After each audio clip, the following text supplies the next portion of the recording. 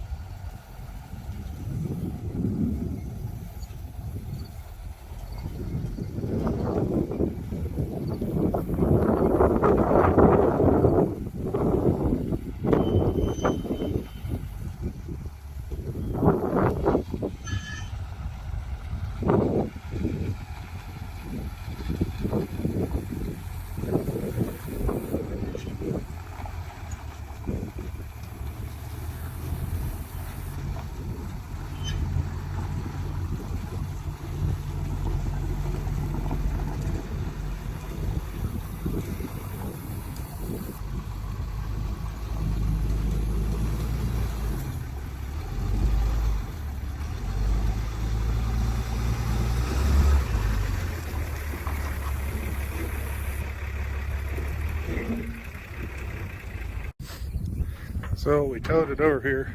That's it. We pulled it out, and now we're gonna pop spark plugs, put some oil down the cylinders so they don't leak, or so they don't get stuck to the cylinder walls, hopefully. And because I don't have a tripod, we're just gonna pop these spark plugs off camera, and we'll put oil down. I'll show you in a minute. So now we're putting a little bit of oil down each cylinder. Okay, just right here. That. Oh, just don't quite fit down the hole. Okay. I'm just putting a little dollop in there anyway. Yeah.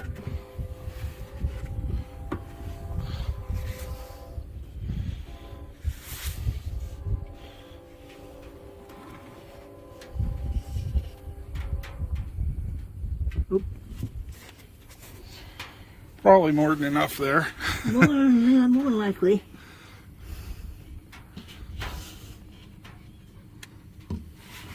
Hold it. I gotta go in You already poured a bunch in there. Go to the next one. Oh, yeah. Oh, I meant to the next one. You already poured a bunch in there. No, it just dribbled off a bit off the top of this well.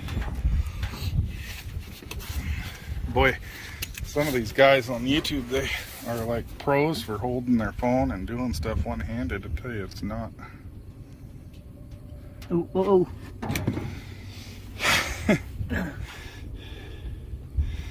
Not super easy. They make it look easy. Okay, we still got 3 cylinders to go. Yep.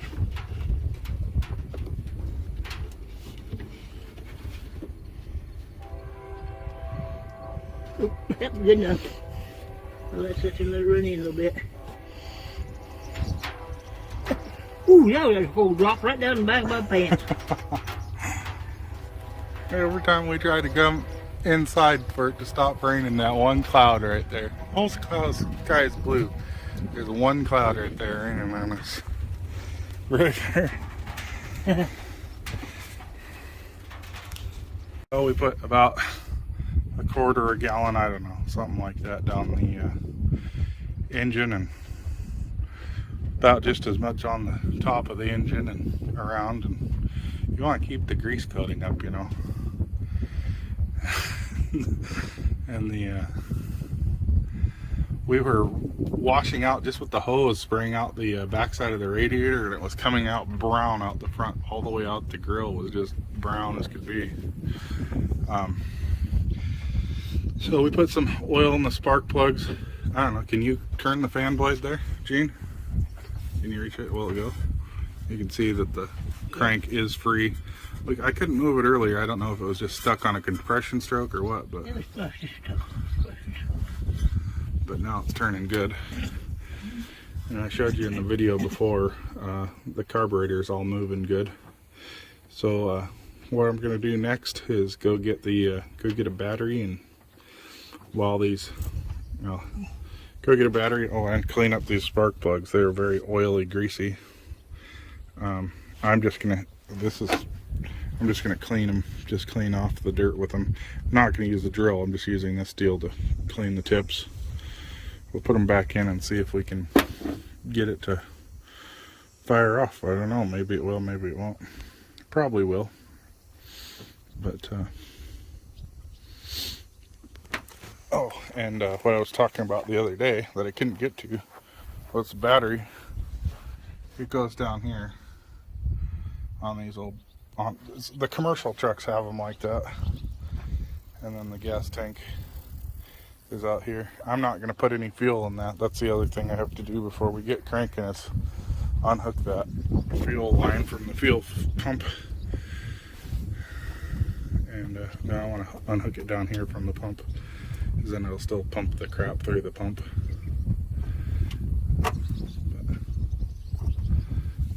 But yeah.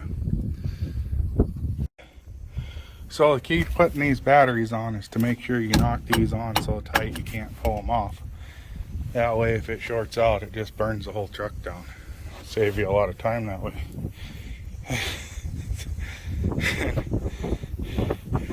So we put the spark plugs back on and disconnected the fuel line. I put some water in the radiator. We added oil. Yeah, I know it needs an oil change for sure, but for now it'll be good enough to see if we can get it to pop over. Have Jean hop in there and give her a twist and see if she cranks. Jean, by the way, my neighbor, previous owner of the truck.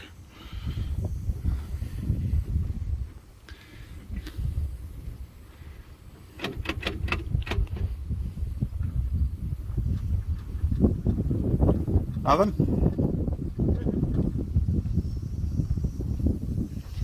Well, I suppose we're going to have to check to see if that battery's charged.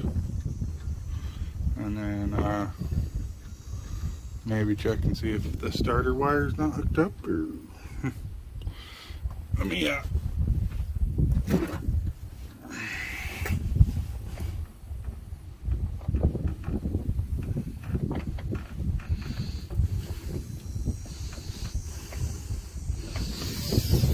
Okay, well, technical difficulties, we're back. So let's see if there's, oh, it says there's battery voltage. It says we got good battery voltage. Let's put it on charge, see what it says.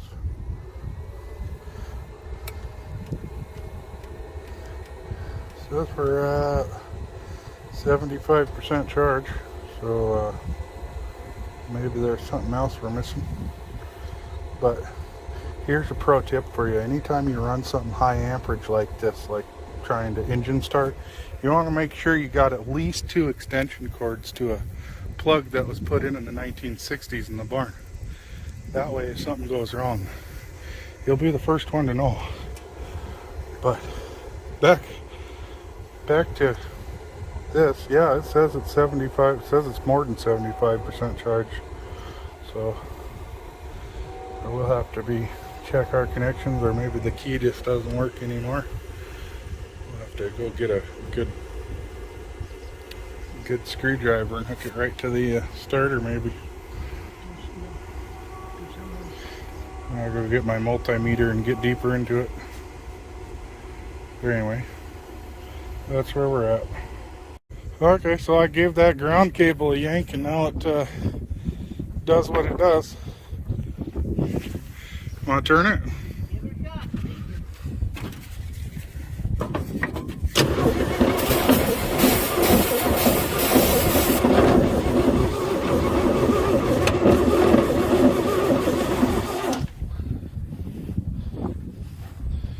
It definitely didn't get enough ether in there the first time, so let's soak this down real good.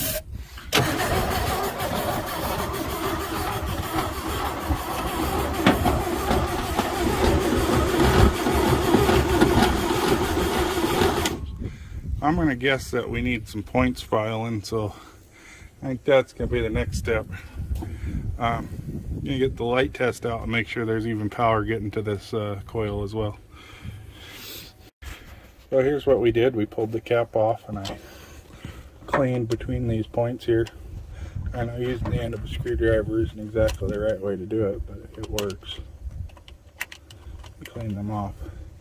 And I did get all kinds of sparkage in there the first time I opened it, which means this guy's working. And the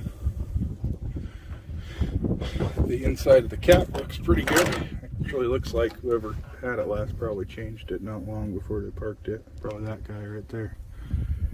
But get it put back together and give it another shot.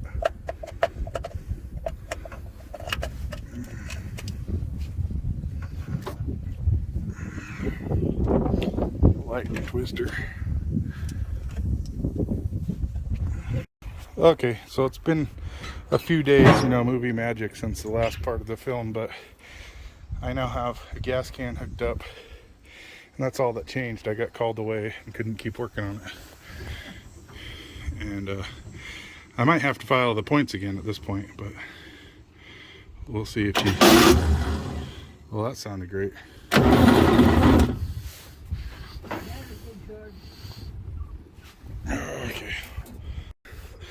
Okay, we had to hook the jump box up to it. Give it a try now.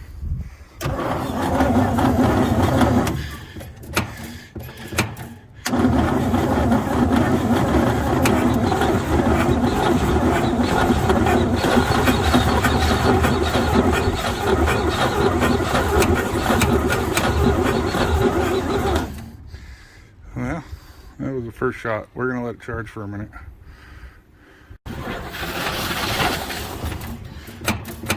Almost.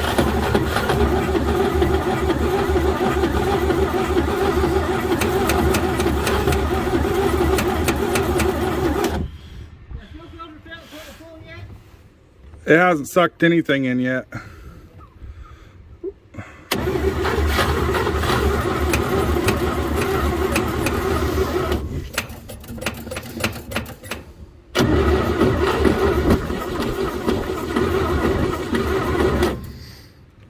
Give it a sec. All right.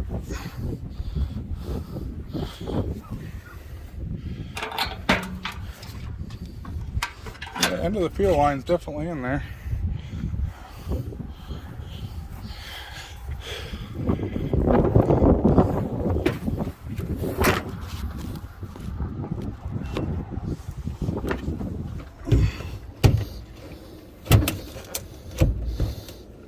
hate these gas cans.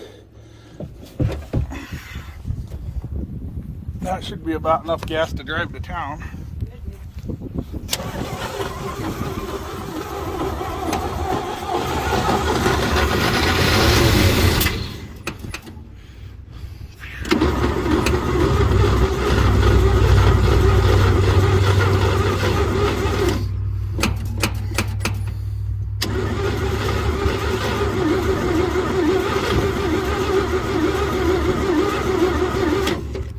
Huh.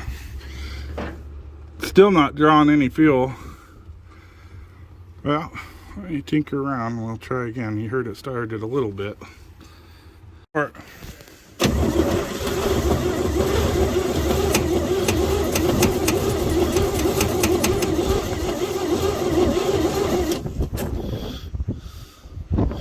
That's curious. Fuel pump still hasn't even tried. I lifted the tank up so that hopefully it would gravity more, you know. Yeah, I think so. You got the daggone diaphragm to go through and the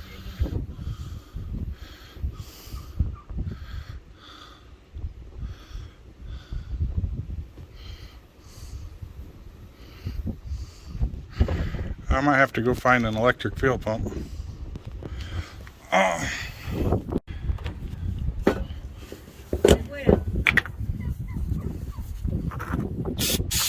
Give her a shot.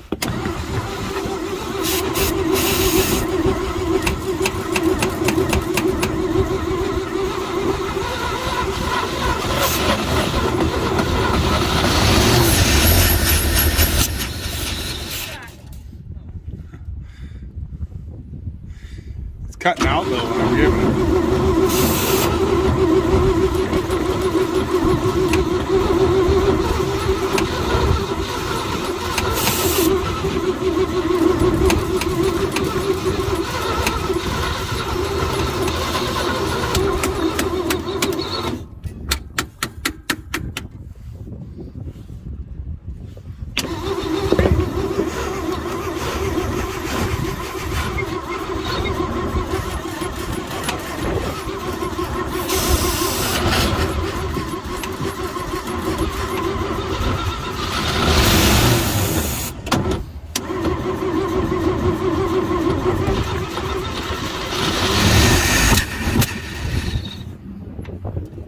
Let's see if it actually sucked any fuel yet.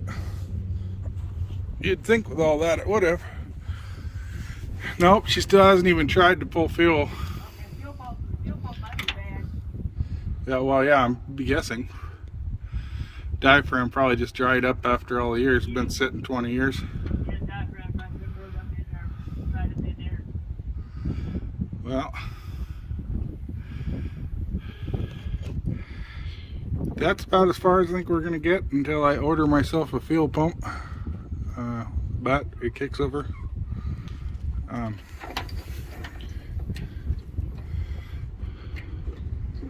was hoping it would suck a little bit of fuel down there, because sometimes when them diaphragms get wet, they start working again. Like check your oil. Make sure it's not just running right through the damn diaphragm into your gas or into your oil. Into the oil, yeah. Yeah, these fuel pumps aren't that expensive. We'll just order one. But that'll have to end this video. And see you for part 2.